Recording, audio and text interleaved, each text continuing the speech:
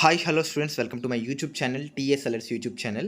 ఈరోజు ఈ వీడియోలో వచ్చేసరికి ఏంటి అంటే మ్యాథ్స్ 1Bకి సంబంధించి చాలామంది స్టూడెంట్స్ అయితే కూడా అడుగుతున్నారు. సో మ్యాథ్స్ 1A, మ్యాథ్స్ 1Bకి సంబంధించి మోడల్ పేపర్స్, అదేవిధంగా గెస్ట్ పేపర్స్ పెట్టండి బ్రో, అండ్ మేము తక్కువ టైంలో పాస్ అవ్వాలి అంటే ఏం చేయాలి అని చాలామంది అయితే కూడా అడుగుతున్నారు.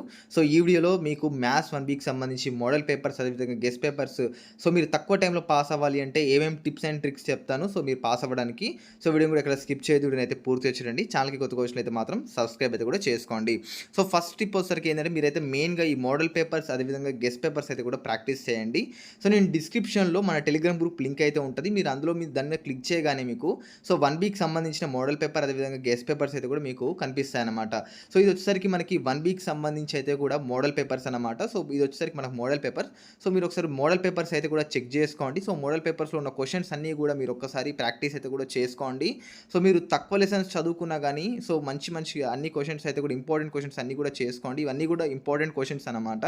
సో ఇవన్నీ కూడా నేను డిస్క్రిప్షన్లో మన టెలిగ్రామ్ గ్రూప్ లింక్ ఇస్తాను. సో అక్కడ మీరు క్లిక్ చేసిన తర్వాత సో ఆ పీడిఎఫ్లన్నీ కూడా మన గ్రూప్లో ఉంటాయి, టెలిగ్రామ్ గ్రూప్లో. అక్కడ నుంచి మీరు వెళ్ళి యాక్సెస్ అయితే కూడా చేయొచ్చు. సో ఈ యొక్క పీడిఎఫ్లో ఉన్న సంబంధించిన క్వశ్చన్స్ అన్నీ కూడా సో మీరు 7 మార్క్స్ కానీ 4 మార్క్స్ కానీ ఇవన్నీ కూడా ప్రాక్టీస్ చేసుకోండి.